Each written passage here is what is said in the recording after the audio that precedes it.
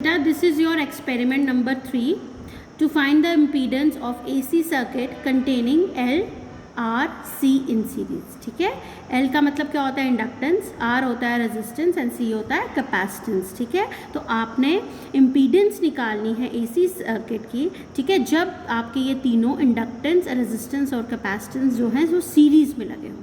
ठीक है, so you will need the required operators for this. ठीक है, which will have inductor, capacitor and a resistor in a proper circuit diagram.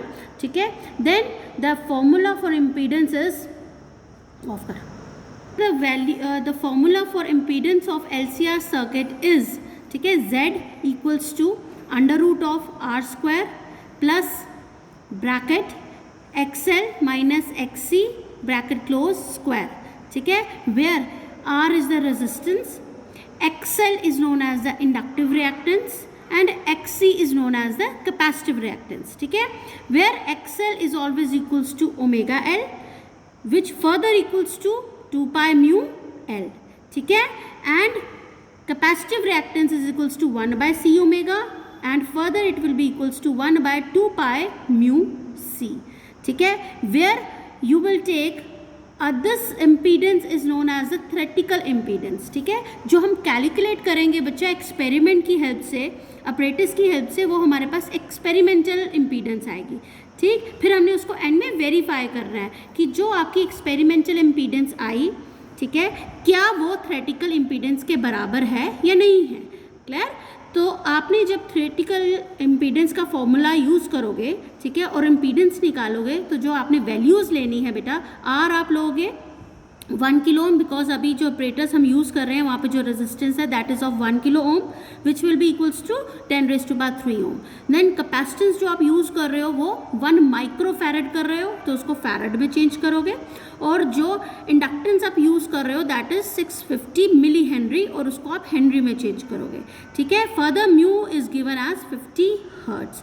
ये सारी values को बच्चे आप पुट करोगे इस Z के फॉर्मूला में, और आपकी जो वैल्यू आएगी that will be your theoretical impedance which will be in ohms.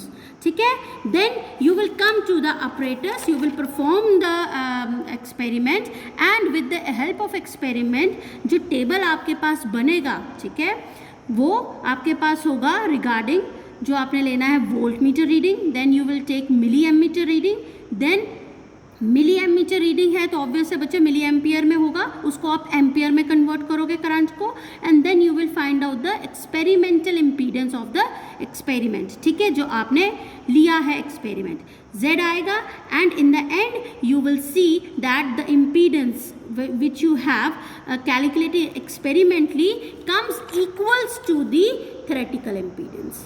ठीक है, further the experiment will be followed by sir. कर दिया.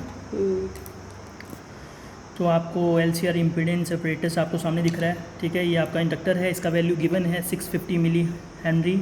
ये आपका कैपेसिटेंस है C1 है. आइधर आप ऊपर वाला कैपेसिटर यूज़ कर सकते हैं या फिर नीचे वाला यूज़ कर सकते हैं. ऊपर वाला का वैल्यू कितना है 1 माइक्रोफैरड है, नीचे वाला का भी सेम है. तो फिर आप रेजिस्टेंस ये वाला यूज़ कर सकते हैं, दिस इज़ 1K. अगर नीचे वाला यूज़ करेंगे तो 2K. और ये जो सॉलिड लाइन जो है ये बता रही है कि ऑलरेडी ये अंदर से कनेक्शंस लगे हुए हैं. डॉटेड लाइन जो है ये बता रही है कि कनेक्शंस नहीं है, इसको आप अपनी मर्ज़ी से लगा सकते हैं.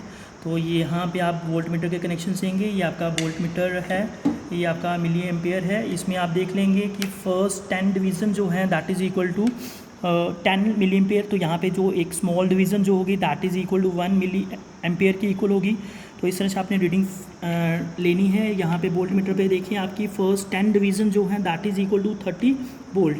तो एक जो डिवीज़न होगी that is equal to 3 volt के इक्वल होगी. तो आपने उस तरह से आपने लेके रीडिंग्स लेनी है.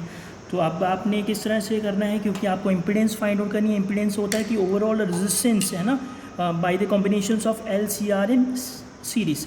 तो ये भैया आपका इंडक्टर है, इंडक्टर के क्रॉस आपको वोल्टेज को मेजर करना है. तो ये एक्सट्रीम एंड को आप कनेक्ट करेंगे वोल्ट मीटर के एक एंड के साथ. ठीक है, उसके बाद आपका ये कनेक्शंस आपने LCR को अपने सीरीज़ में कनेक्ट करना है. तो ये यहाँ से कनेक्टेड है. अब इसको फर्दर कनेक्शन देना है तो हम ऊपर वाला यूज़ कर लेते हैं 1 माइक्रोफैरड का. तो यहाँ पे कनेक्शन देंगे, आगे आपका सर्किट सारा लगा हुआ है.